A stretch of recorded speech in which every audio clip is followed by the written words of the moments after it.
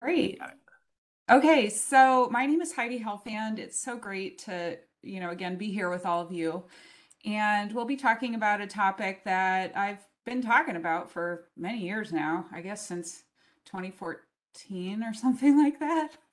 Time just flies by. This rendition of the talk, so the talk has iterated over the years.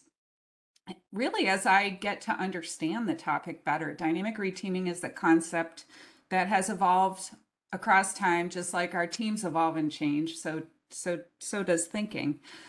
So let's talk about dynamic reteaming at fast changing companies. All right.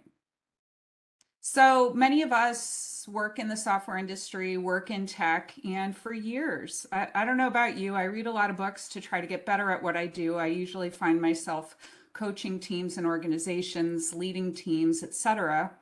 And a lot of the traditional advice that I've learned and I've tried to apply for many years is trying to keep teams the same or stable. And as the time has passed, especially being a part of fast growing startups, one thing that is completely true to me is that our team our teams are systems and they change across time, and it only takes one person joining or one person leaving to have a new team system. Depending on who joins and who leaves, it can feel quite different. When someone joins your team, they bring with them things about them, their personality, differences of opinion, the wisdom that they have, all of their experiences. So, although you might have a team together, when someone joins, something new can blossom for sure. The same with when someone leaves your team. Maybe they leave things that need to be tended to by others on the team. They leave, they take with them their personality, how they inhabited their role. Let's say they're a product manager, they bring their unique personality and wisdom and differences to the team. When they leave, a lot of that leaves with them. And so it just feels different, and it's natural that our teams are going to grow and change. So let me see here. I like to say this, and friend Nan Hajar Wallace said it to me years ago, and I find it to be completely true. Time passes, team change is inevitable. Let's focus there instead of the ultimate quest for stability, which I think it would be quite convenient if our teams could stay together, stay the same. But it's just often not the reality. A little bit about my background. I have a pattern for the last 20 some years working at companies that have grown larger. Some of them experienced shrinking as well. So I've been an early startup member and then a little later in the game, and I've witnessed a lot of organizational change firsthand. I also interviewed people around the world for a book I wrote on the topic called Dynamic Reteaming. But I'm not advising you, I'm not suggesting that you go back to your companies and break up your teams or change your teams. I'm not suggesting that, and people, hear dynamic reteaming and they think, oh, she's suggesting that we just move people around and that's what we need to do. That's not what I'm suggesting. I'm also not suggesting that this is easy or that it's always the answer to change your teams. What I'm really suggesting is that the reality of the situation of life in general in the working world is that people are going to come, people are going to go. When your teams change, you're not doing it wrong. I like this eco-cycle metaphor. I learned about it from the book Panarchy, also from the wonderful Liberating Structures community many of you might be familiar with. I think this eco cycle is an awesome metaphor to look at teams through the lens of this eco cycle.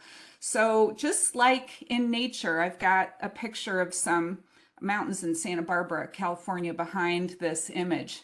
But if you think about nature or forestry, you might plant a tree, maybe it takes off and it grows and it becomes an adolescent or young growing tree. If not, with this metaphor, poverty trap is kind of like a failure to thrive. It's an early exit from this eco cycle. If you have your trees growing and growing and growing, they can become mature and developed. However, across time, maybe things become rigid, maybe things stagnate. It's another exit path out of the side of this metaphor with a rigidity trap. And then at times, just a small spark, if we think of nature, can cause large wildfires. And it happened in these mountains behind here. But with the forestry example, what happens in the wildfires, the seeds get emitted, and then there's this renewal period, and the forest kind of begins again. And I think just like this eco-cycle metaphor for forestry, our teams age and change. You might have a new team in the birth phase. It grows and grows and grows. It gets to become a larger team that maybe for whatever reason, people feel like they can't get things done, things are taking longer, and some kind of team transformation happens. Maybe the team splits in half and you go back into renewal to the birth phase. So we'll take a look at this metaphor in a little while. This is a metaphor. So this is a technique used to try to help explain a concept. It's all it is a metaphor. So why do teams change? So I became obsessed with this topic. I had those experiences at the different startups that I was part of, and I started writing a book I called Dynamic Reteaming. I self-published the first version. See, we have my bookcase here has several examples of this one through LeanPub. Some of you might have read this version. It's also on Audible. And then after a while, I published the second version, which is a different book, through O'Reilly. But in the book, it talks about some reasons why teams change. So I interviewed people around the world. I coded the data for themes. I transcribed the interviews. And then I wrote about 5 patterns of reteaming, which we will talk about. But these are some of the reasons derived from the data of why our teams change. We've already talked about the first one. Sometimes teams grow and sometimes they shrink. So growth or attrition. Sometimes new work happens in our companies and someone has the idea, let's start a new team to focus on maybe a new product, or priority changes happen. Time to pause that work and work on this new priority. It can be really annoying, but it can be really important for your business, so you want to support it. Maybe it initiates a team change. Knowledge sharing is another reason. We'll look at that later. Stagnation in learning. There are some very human reasons why people might want to switch teams. Maybe you've worked with the same people for a while. You want to change. You want to work with Maria. Maria's on a different team. You request a change of teams. So there can be very human reasons for team change. And there could be surprising reasons. Maybe something comes out of nowhere and suddenly you learn that your company's getting acquired by another company and some changes happen from that. So there's a variety of reasons why teams change, probably more than this, but these are some of the ones that came from the data that I used to write my book. And so a couple of other things, I guess I nerd out on nature a bit. If we look at the picture on the left, this is an example of forced renewal. Sometimes people are going to catalyze change. This is a picture of trees. They are avocado trees. After a while, when the avocado trees are past maturity and maybe they're stagnating, maybe they're in a rigidity trap, they're not thriving as well as they used to, the canopies are thick, can't get enough light. What some people do is chop down the avocado tree, paint them white to prevent the sunburn or damage from the sun, and then these trees kind of renew again. Same thing with teams. Sometimes people will deliberately try to change the composition of a team to try to solve a problem or attain a goal. I like that as just a visual reminder. Sometimes you catalyze a change for yourself. Maybe you want a different job. Maybe you want to reteam to a different company. So sometimes you start it. Sometimes it happens. COVID, right? That led to a lot of different changes. We look back in 2020 in the industry, there were a lot of layoffs and other things that happened during that time, which were very difficult.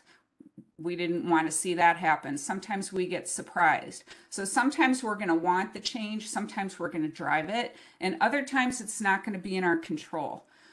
So it also happens in different ways. I like this visual from Sam Kainer from his book, The Facilitator's Guide to Participatory Decision Making. It's a great facilitation book. He's talking about decision making, and he has this image. Sometimes it's going to be a top-down change. If somebody decides a change that's going to impact thousands of people, they're probably not going to have an open retrospective where everybody gets to give input. On the other hand, maybe there's some kind of forum where leaders, they know they have to make a decision of some sort, but they're getting input. It's the middle image here. And on the right, sometimes within our teams, maybe we'll have a retrospective and maybe we decide that there's a change that we want, and maybe it's more of a collaborative kind of decision making. None of these are right or wrong in my perspective. They just are. So these are kind of different ways that I've seen teams, the decision making of team change can happen. It also happens at different levels, right? So this is a multi-level thing. A person might desire a change, catalyze it, or somebody gets asked to leave a company. We hire a new person in. It can happen at the person level, the team level, and higher the company level, the industry level, etc. So these are kind of like a multi-level thing. And when you're at a company and you notice that reteaming is happening at multiple levels at the same time, it can feel quite dynamic. It's the dynamic reteaming aspect of this, which we'll look at later. So there are some structural changes, structural patterns to the way that teams change. So what does it look like? So as I analyze the data for dynamic reteaming, here's an example of data from a new book. Interview people, print out the data, code it for themes, and write about what emerges. 5 patterns emerged, or 5 ways that our teams typically change. So I'll go through each of them in brief, and then we'll dig in a little bit. So one by one, someone joins a team, someone leaves a team. These are some of the images from my book. So this pattern, this is in the space of onboarding and offboarding, which are some of the tactics related to it. Sometimes teams grow big and split. If you find yourself at a company that's adding a lot of people, you'll notice this pattern a lot. Merging pattern, maybe you'll notice this if you have a lot of people leaving your company, or for whatever reason you want to combine people into larger teams, like if you have a lot of specialists. Sometimes people like to pool the people together to try to get more access to specialists. So the merging pattern is also common. You'll see it at the company level when maybe a couple companies merge together.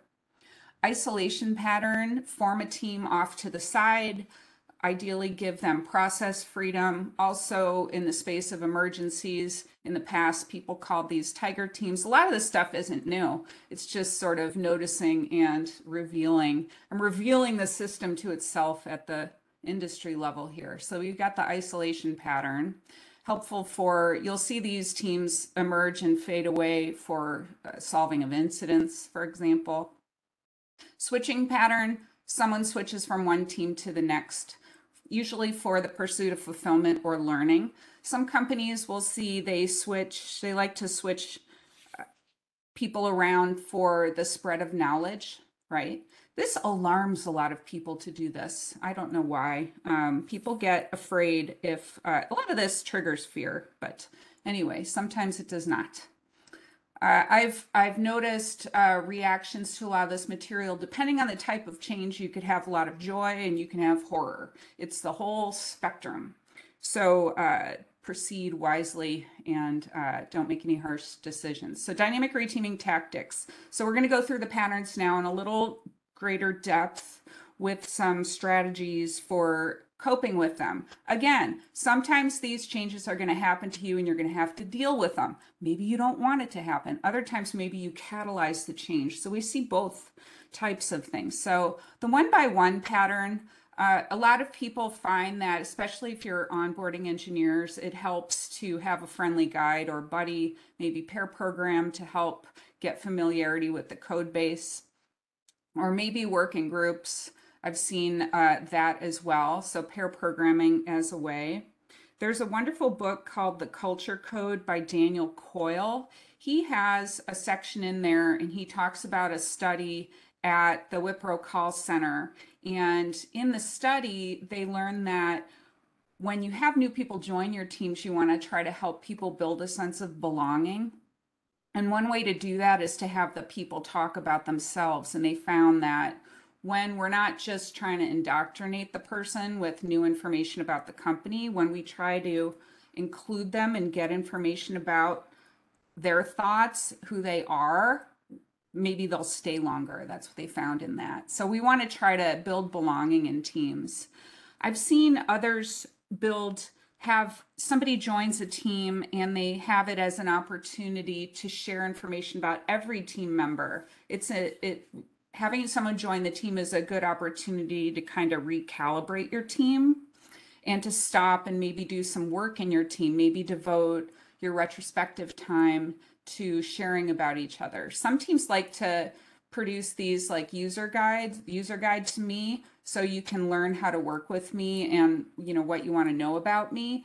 Not just me, but everyone in the team. They maybe make these asynchronously and share them. Not a new idea. There's a lot of great writing on this if you just Google user guide to me. But again, it's an opportunity to share about people, to help people feel like they belong and to form this sense of team. I think also, though, sometimes when people join, it can trigger others. Maybe someone is joining as someone's new manager, and maybe you wanted that slot as the manager. It's not always easy for people that are already at the company to take new people into the company. And I think that's one of the missing pieces of a lot of onboarding programs. Like, what about the people who are already there? The people that might have mentor fatigue. It sounds great to always pair and mentor and do all these things, but the flip side of that is maybe some people don't want to do it. They feel tired about it. None of this stuff is perfect. That's why you need to get to know the people and try to create onboarding programs that are kind of fit for purpose for your context. But I think also with a lot of growth and a lot of change, like your company or your team is doubling in size, it's one thing to bring aboard the new person, but we also have to kind of bring along the people that are already there. Share the hiring plans, for example, is a big one. It shouldn't surprise anyone that your teams are growing or that you're hiring.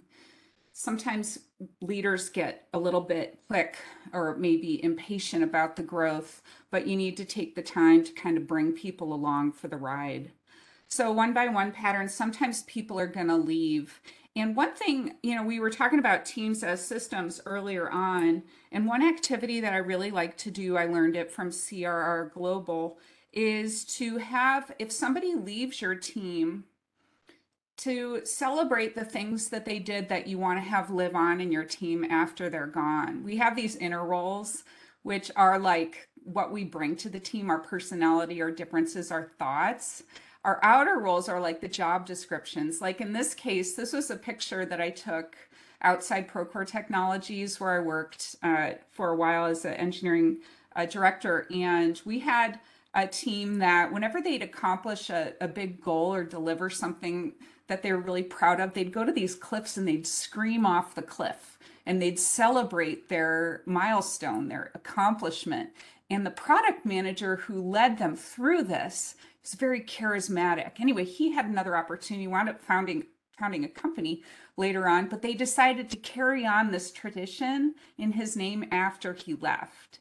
So you can kind of celebrate people even if they leave the company and continue on some of the traditions that they did. Now, on the flip side of this is sometimes you're glad they're gone, and sometimes people linger on like ghosts. Like the thought of them can even be kind of disruptive. It's not all, all this stuff isn't all glory and roses. Sometimes it's really hard, but sometimes maybe you feel relieved when people leave. It's just the human nature. So yeah, and I think really treating onboarding and offboarding like programs. You have retrospectives about them, you form teams around managing them, and to try to keep them healthy, I think is the way to go. So having retrospectives to reflect and improve how you do things, you can generate your backlog of improvements by having a group talk about it. So moving on a bit, so sometimes teams grow really big. This is a picture of a startup I was at, and our first team grew about this size, and I don't know, 12 to 15 people. Things started taking longer. Our meetings were longer. The work became unrelated. It was harder to make decisions. When you'd want to talk about how to design a system, it was kind of like, do we bring everybody to this meeting or only like 3 people? Those situations where it's kind of like the social rules are harder to parse. And this leads us to the grow and split pattern. And I think again, this is like natural. Sometimes teams grow big and they might find themselves in a rigidity trap. They might find that some of the ways of working before, or some of the ways that we gather and facilitate meetings, don't quite work anymore because of all these people. Maybe we're stepping on each other's toes, so to speak, and it feels like a rigidity trap. And then sometimes the teams or someone suggests and they decide that they would like to become two teams.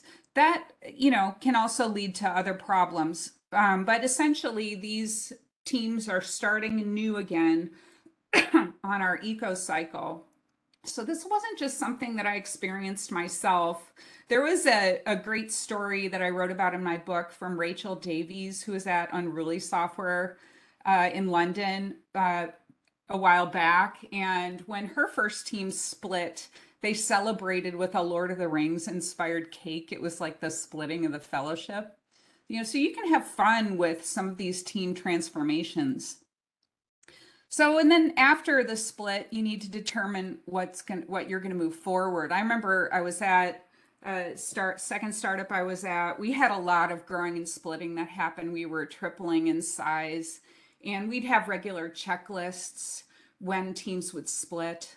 Sometimes when teams split, you have new challenges, like maybe you don't have all the people that you need for both of the teams. So suddenly the product manager or the quality assurance engineer is suddenly in two teams. And that provides another challenge for those people having to attend, two different planning meetings, stand-ups. It can become too much and it almost kind of perpetuates more hiring. Sometimes you can create dependencies if the team split. All of these things have kind of high points, balconies and basements. It's a Gallup StrengthsFinder type term, but none of this stuff is perfect. What we're doing with our teams a lot of the times is problem trading. We have one challenge, we do our best, we find a solution, we implement the solution, but then new things emerge. That's just the way it is. So, who decides on the team changes? Sometimes it's really cool, I think, with retrospectives, if the people decide. This is a short story. I was with a team and they decided to split in half. They grew to be a large team. I had 14 people. It was getting unwieldy for them to manage their work. And they worked on multiple platforms, web-based software and mobile software. And the iOS developers that were on the team, there were two of them, and they liked to pair together. And so they were almost like, well, what should we do? We want to pair. And so they decided as a team that they were going to just move to the work. When they needed me on this team, we'll move here. When they needed me on us on this team, we'd move over here. And then they had another retrospective, and then they decided that, you know what, they're just going to split and have one person on this team and one person on that team. And I like that story a lot because the fact is that they were given the agency and the ability to try to pursue greater effectiveness in their work. They got to experiment with a team structure. And in the end, they, made a decision to split. And I think that's fine. I just love that they learned their way through it. And I think we can do this in retrospectives. And it's a lever that we can look at in terms of how we pursue our work. Teams don't have to be stagnant. Merging pattern, opposite of the grow and split pattern. So, larger teams work too. We might find it to be easier for communication, other things if our teams are smaller. But at some points, people want to have larger teams. This is William Them. He was part of a company in New Zealand, Trade Me, and he told me a story that I wrote about in the book where they were porting a system that they had from one language to another, and the developers wanted to pair program as they knocked off items on this list to have parity. And then so what they did was they merged the teams together, and every morning they decided who was going to pair with whom during a stand-up. And then, so that's the way that they wanted to approach their work here. I think with larger teams, to help them succeed, you really do need to lean into facilitation. And these are a couple resources that I really like that some of you might be familiar with. The one on the right I talked about earlier. Community at Work is the organization with Sam Kainer. They do some awesome facilitation training. And Liberating Structures is another one, facilitation patterns that scale. So what happens if teams grow bigger or teams merge together, suddenly, if you don't plan ahead for managing the communication, you could have a lot of dissatisfaction. So none of this stuff is easy, but there are techniques that will help you get through it. There's another one that I really like, especially with merging teams or merging companies. I was at a company, we acquired another company that was based out of New York. And when the teams came together, they did story of our team activity. The instructions are in my book, but basically what you do is, this is just one team that was doing it. So I had them line up in terms of when they joined the team. And behind them on the windows, you can see some paper and we have a timeline. And then they each had markers, they write their start dates on the timeline. And then any significant events or milestones or accomplishments that happened around the time that they were around that part of the timeline. And then you take a video of the story of the team and they read it off. But what the story of our team activity does is it brings the history and the future of the team together. So on the right, the people started recently. On the left, some of the people had started 4 years earlier. So in telling the story of the team and company, that comes up too, we get to kind of level the playing field of the knowledge on the team, and it draws in some more shared meaning for the team together. It's one of my favorite activities. This one also scales. You can do it. I did it with like 60 people that were all in like designers and user experience group. It's a great thing for an offsite.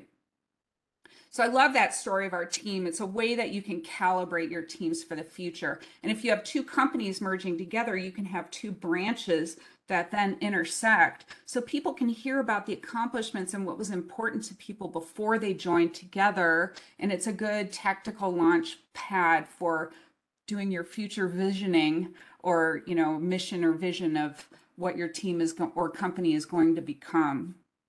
I like tactics like that, so that's kind of one of them. Sometimes you have larger scale grow and split or merging, like if we look at this panarchy kind of idea, kind of near the top here, company level, department level, division level, sometimes things that impact, 80 and plus people. A lot of these decisions, might not be made at the team level, but maybe they're a change that happens outside the team. Maybe you get to give input to it. One cool thing you can do, there's a story in my book about this from Christian Linwall, who was telling a story about how they did it at Spotify. We copied this idea here. We had about 80 people that were in two divisions or groups of teams. And for very specific reasons, they were splitting into 3 divisions. And so the leaders who were envisioning these changes visualized it on whiteboards, including the hiring and which roles were on the team. The orange Post-it notes were the missions of the different teams. And what they did was they had open meetings with people who could come and give input to how this new org structure would develop. And they learned things like, oh, we thought this team should be over here for a particular reason. Then they learned that team might be better over here. And so what I like about this is that, it's kind of like this picture in the middle here. The leaders are making the decisions. They made it very clear, but they're getting input. And so they were able to do that with this with this reteaming that impacted all these people. We had an FAQ in the middle as well, and we had these open meetings. It's very hard, despite the fact that we did all of this, it was still very hard to get the message across to the 350 people that were in the org, even though this only pertained to about 80. Communication is very challenging.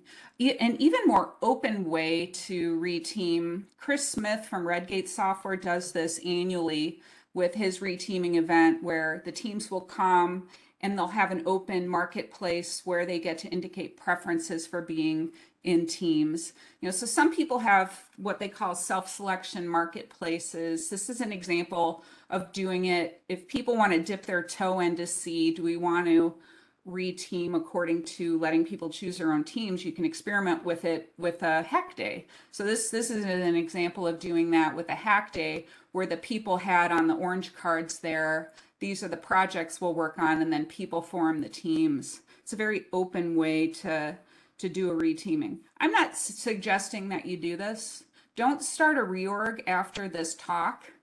It's happened before. That's not the goal of this. We're talking about different examples of what different people have done for very specific goals, because it's very disruptive to change your teams, right? So what I like to do is, if you're in a current state of your team and you have problems that you're going to solve, and you want to, maybe you're part of a leadership team, envision the future, it helps to write a 1-pager or 2-pager with, what kind of problem are we trying to solve by changing our teams? What does the current structure of teams look like? What does the proposed future structure look like? What's the timeline of the change?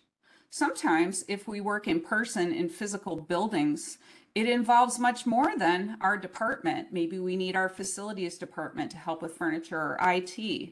Like, some of these things can get pretty big. So we want to be very methodical about this. We need a communication plan. How are we going to communicate about the change? FAQ. It's a frequently asked questions file. What are the questions that people might have about this change? We can kind of slow down and, really kind of work our way through what the proposed change will be. So I'm not telling you to change your teams. I'm not saying take it lightly, because this is it's very hard to do. I mean, I wrote a book about this, but even to execute on some of the ideas of large scale change it's risky and it's very challenging. So you can't take it lightly. You've got to prepare and you've got to plan. So I have a couple chapters about that in my book. And one really cool technique I've learned along the way from a chief people officer, Pat Waters, she's now at UKG, she was formerly at Procore, is a really cool decision-making framework that I like to put on the top of proposals or other things that I'm trying to get done in whatever organization I'm in. So like, if we're planning a transformation of our teams, like for example, the 2 large divisions that we're splitting into 3, we could have had RIDE at the top of that. Who's recommending the change? Who gets to give input to the change? And you put names on your document. Who is the decider? Spelling out one person who's going to decide on the change is key. And then execute, who's going to carry out the change? Who's going to make sure that everyone has what they need in the future state of the teams? I find this RIDE framework, again, from Pat Waters, to be very, very useful. It's hard to get the message across. This book, The Advantage, talks about that. Patrick Lencioni, you have to communicate in multiple ways, multiple times, to get your messages across. It's very challenging to do that, but you do the best that you can. Leaders that are trying to get the changes across also need to have patience. Even if we think back to that example of the 2 divisions splitting into 3, the leaders who were together proposing the changes talked about it for a month before they brought it to the people to give input. So these leaders, they were very good about having patience and not just trying to, get it all through really quickly. They really wanted to get the input, which I thought was really cool. So yeah, switching pattern. Nothing lasts. Sometimes we're on a team and maybe we're ready to have a change. So we want to switch teams. Maybe we feel like we're stagnating. We feel like we're not learning anymore. The material isn't so interesting anymore. Or maybe we want to work with different people. It's a completely valid reason to change your team. Forming, storming, norming, performing. Tuckman forgot stagnating. Sometimes being on the same team forever could, not be the best thing for you. So you want to change. And yeah, some teams change at a regular cadence. There's an example in the book about, it was Pivotal Labs Cloud Foundry, a story about Evan Wiley told me about how teams would switch at a regular cadence. They would track it using software so that they would deliberately spread information around. There's some great stories in the book from chief storyteller, co-founder Richard Sheridan of Menlo Innovations, tells the best stories ever. And, he and his co-founder designed their whole org so that people would work in pairs and switch, even if they weren't working on, even if they weren't developers. Chris Lucian told some stories about Hunter Industries where they would work in ensembles here that at one point in time, and some of these are points in time, maybe it works differently today, I don't know. But at this particular point in time, if people wanted to switch from one ensemble to another, the engineers would work it out and then they would tell the managers. So very much a bottoms up sort of reteaming. Visualizing and sharing the opportunities in your company can help people feel renewed. You don't always have to hire externally. There was one company that put their opportunities to switch squads on a board. I thought that was really cool, especially if people are always looking for things. So you might as well champion and show what you have in your company where people could refresh and renew their career. Anti-pattern when managers hold people back. There's some stories in the book about, managers kind of hoarding the best team members, but we want people to learn and grow. Let's let them continue their careers in our companies. Even if you own a system and you're the only one working on it, after a while, you might want to change. I think it helps if people spread knowledge about their system so later when they want to switch, they can, and they're not like chained to a feature. This guy had to take his computer on vacation. He was the only one who knew that he was working on an incident here. And, it doesn't have to be this way. You think about your future self, spread the info around a little bit more and give yourself some, liquidity so you can work on something else in the future. So winding down here, we talked about 5 patterns of dynamic reteaming. I didn't talk much about the isolation pattern. I don't have time for that, but you can ask me about it later. When you put a team off to the side, give them process freedom. But there are these 5 patterns. They're predictable patterns. You will encounter them. You probably have already. I keynote about this around the world. I ask people about the patterns, and they seem to be a thing. This is almost like an anthropological study based on qualitative data. These team changes are inevitable. Sometimes if you find a lot of these going on at once, it can get quite confusing and it can feel quite, oh my gosh, like what's going on? There's so much change.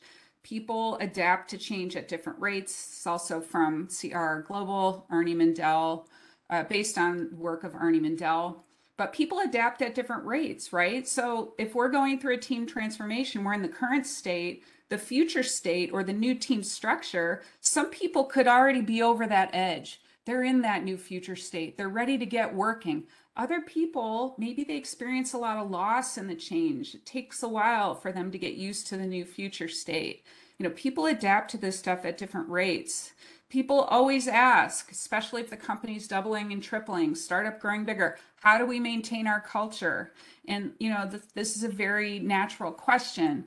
The thing that I advise people on is that, what? Everything is going to change. We get to create the culture together. Remember that timeline activity with the story of our team?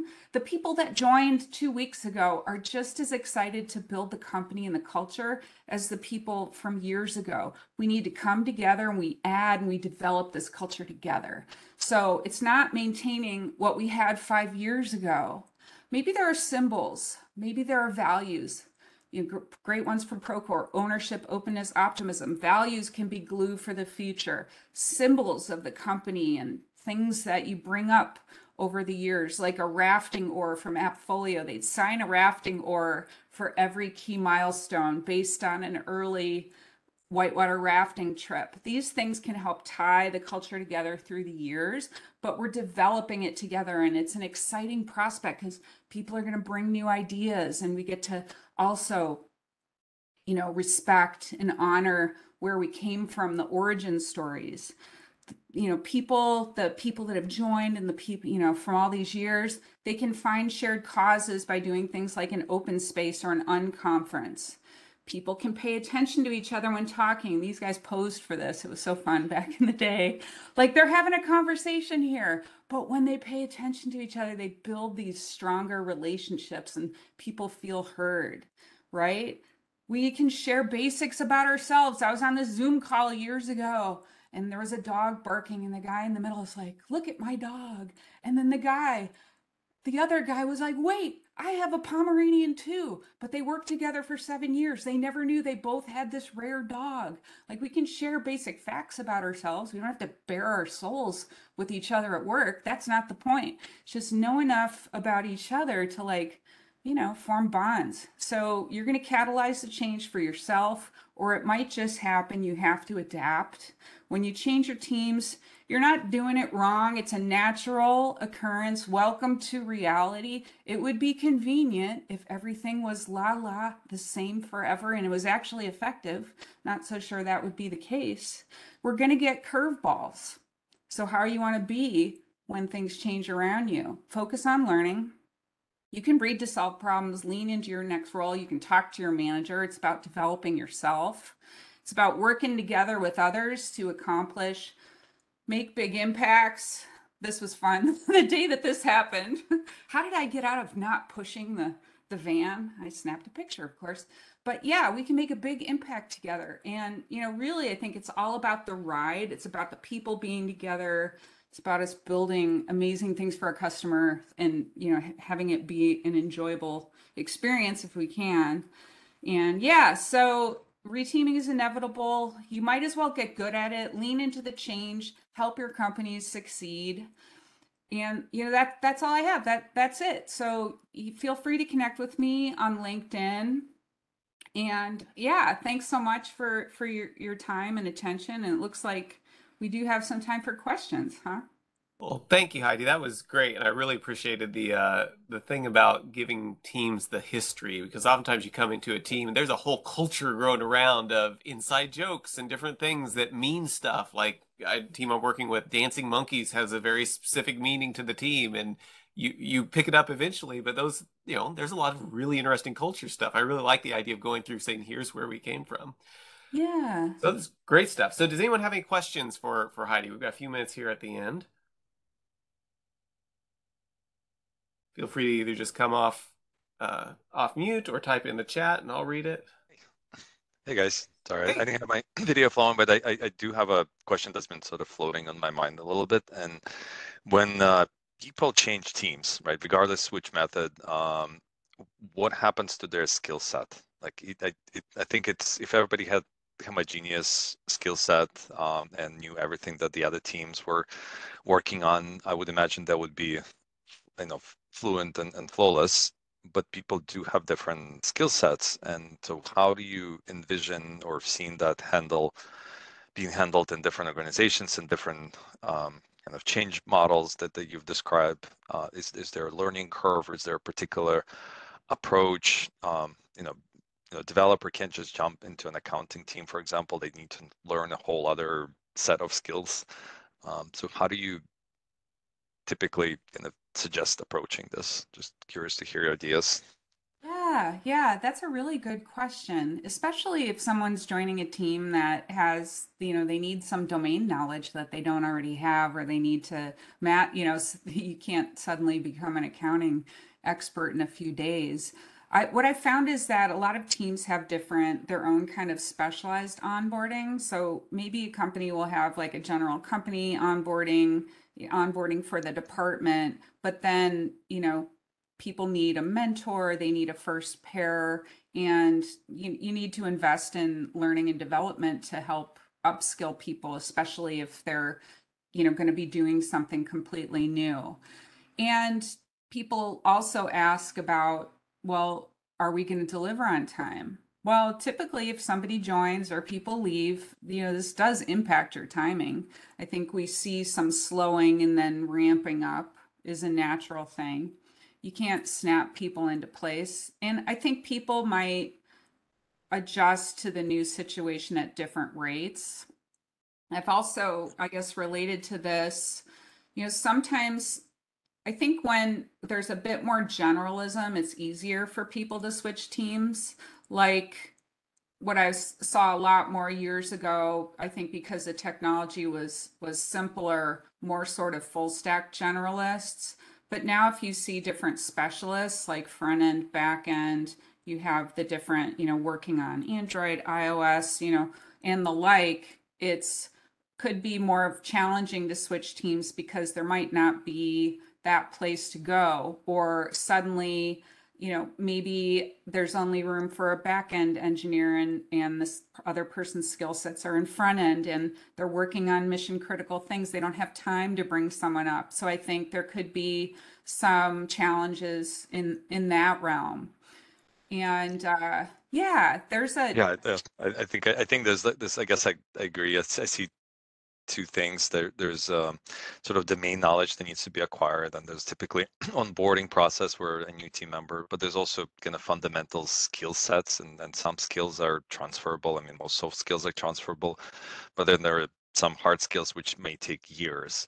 So I guess what I'm yeah. trying to lead up to is there attrition? And I know it's probably a question nobody wants to talk about, but as part of this change, because of that, I guess a big hurdle of developing new skills in a relatively short amount of time, right? I don't know well, that's sort of, there's multiple questions in one question. Like, what is the acceptable amount of time that you think is for team members when they transitioning teams? Is it assuming that there's a some sort of knowledge, some sort of learning curve that needs to be taken? Is it days, weeks, months? Is a year acceptable? I guess I don't know if any organization would support it. And if not, like, how historically have you seen attrition kind of flow out of all of this? I, it all kind of depends. I mean, you can talk about an extreme example where someone that works on software is going to join a hardware team and is completely changing careers. It's going to take longer than if they were moving to a team with more similar skill requirements or expectations. So, your mileage may vary. People are going to join our companies, people are going to leave. Attrition is natural for people to leave and go to other companies, especially if they don't find an opportunity within their company. It could be that people switch teams for a short amount of time and go back to their teams. There was a company I was at, then they had a program, they called it nomading, where these engineers would broker team opportunities. They had about 50 teams, and they had this spreadsheet where teams that would accept a nomad, that is someone going to their team for 2 weeks and then returning back to their team. So they would have these opportunities, and it could provide people some renewal, like a jolt of something different, and then go back to their new teams. And there's actually research, I think it's out of Cornell, it's cited in my book, about how that's actually beneficial for the first team to have people go out, be on another team for a short amount of time, and then go back because they bring different knowledge back into the team. Thought that was kind of interesting. And I've also seen it where people will go and switch for a short amount of time to try out a team experience, and then maybe they'll request that they get to stay there. So, a lot of this is, it's humans trying out different things. If we have a current skill set and we have to acquire a brand new skill set in a totally different career, it's going to take a longer amount of time. It depends on what the teams are working on. If you're working on something mission critical, that's date driven, that is, very high visibility, you're probably not going to want to take on a lot of new people that are coming temporarily and then leaving, or that are moving over. This is where we exert kind of like the knowledge that we have to make the best decisions for our companies. And regardless, the teams are going to change, but we still need to deliver. So it's almost like sometimes if we're in high growth, high attrition, or somewhere in between, there's always a balance that we need to strike between what the people want and what agreements that we have made and what we need to deliver. Because at the end of the day, you got to delight your customers with the stuff that you've built. You've got to make good on the commitments you've made with your business units. So, it's not all about reteaming. So. Yeah, I got you. Thank you. Yeah, I appreciate it. I Yeah. guess maybe one more question. Sorry, I don't mean to like hug this, but Is there a sweet spot where you mentioned organization with 50 teams? That's in my experience decent. That's like a huge bank or investment company. Is there a sweet spot where you saw the reteaming model work well, and maybe a threshold where it becomes more difficult? You know, for a company that has maybe 5 teams, it would be difficult to do this, especially if they're going to lose like 10% of their team as a result of not having the skill compatibility or something like that. It might be challenging for them to use that approach or to allow teams to restructure. So I don't know I'm thinking there must be some sort of a threshold where it becomes viable to do this continuously, and below that it will become more of a challenge.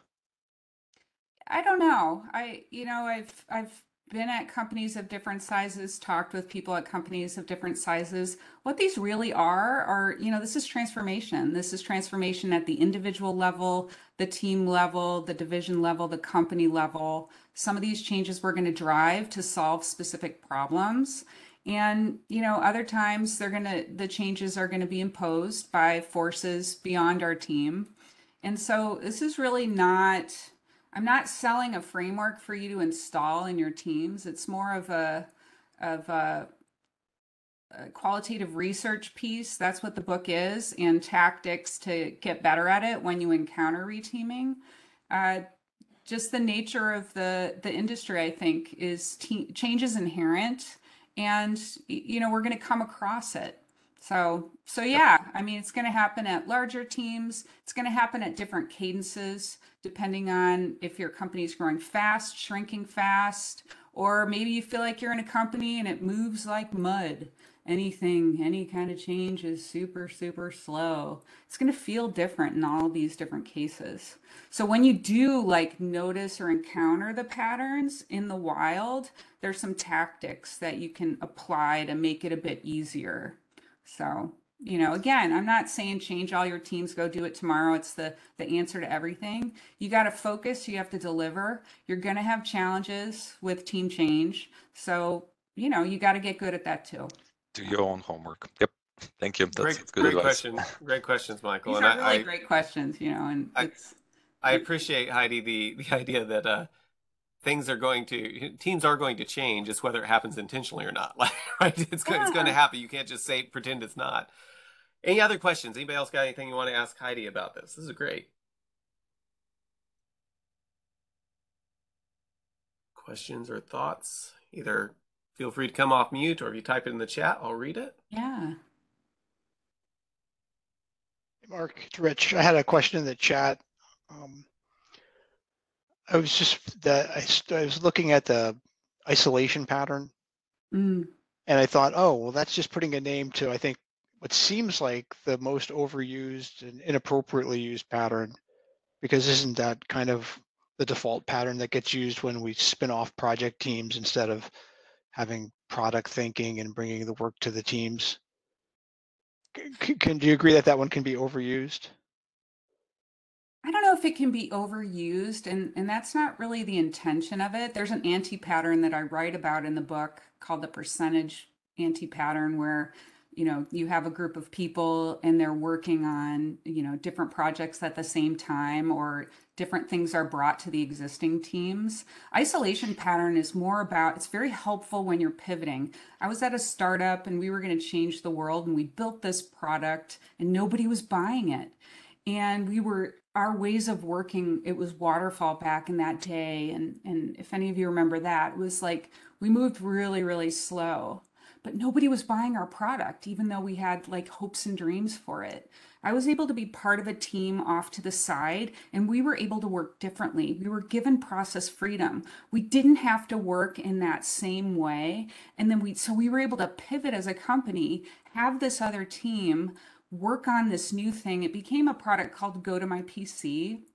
And it was one that let us like really move fast. Sometimes when you're doing product thinking, design thinking, and you're doing market validation, you're working on something brand new, you need fast iterations. If you just put that onto an existing team that's working in a monthly cadence or 2-week cadence, it could really feel like you're not moving forward. And so I think it can be really liberating to have a team off to the side to work at the cadence that they need to work at. to generate this new product. And so that's really the isolation pattern. And it's also, sometimes new teams form to solve emergencies. I was with another company where they created their first product, but then like the performance was just not there and they weren't going to be able to release it. And they had all this pressure from investors. So they formed a team off to the side. They even brought some consultants in and they were able to improve the performance. And then they went back to the teams. So sometimes, depending on the problem you're trying to solve, it can be part of the solution can be to have a team off to the side. Now there's also the basements of this, with balconies and basements. There's also the dark side of this, where somebody spins up a team off to the side. They create a new feature. Like I've seen this with exciting people. Like they can sell this. Oh my gosh, if we build this one feature, so these engineers they build this new feature, but it's part of this monolith, and they don't think about, well, what about the maintenance of this feature, or what about some of the ownership of some of the things that they touch. They didn't bring the people along the way. None of this is perfect. It's just things that you might encounter. So, what problem are you trying to solve? What might you try? Maybe you want to try, maybe it works to try with that existing team. That's fine. But this is, it's interesting to read some success stories and some challenging stories about implementing some of the patterns, especially this isolation pattern. I've seen it successfully also with large enterprise wants to innovate, create a whole new product line. Sometimes it's helpful to have a complete change of context and have people work differently. I talked to someone recently, they were calling it like a dojo type thing, off to the side, not part of the regular flow. So sometimes it's a cadence issue. And so that's really the isolation pattern. No, I get it. So it's more about the proper application of it in the right context. And I think what I'm experiencing is, and the more typical thing that you see in older companies is where they're just taking people left and right. Right. Anytime there's something that's got the slightest bit of heat or interest, let's peel some people off and let them deal with it. And then put them back on their teams and let's do it again, then do it again, then do it again. As opposed to doing it thoughtfully for something that really requires it. That sounds really, really challenging. And Kathy Keating is a CTO I talked with recently, and she was talking about sometimes we get really reactive, and how can we move into the proactive, right? And right. it sounds really hard for the people to be pulled off all the time to be on this other team. So feedback loops, right? Like, how are we doing as a company? How are the people feeling? Are we delivering all this stuff?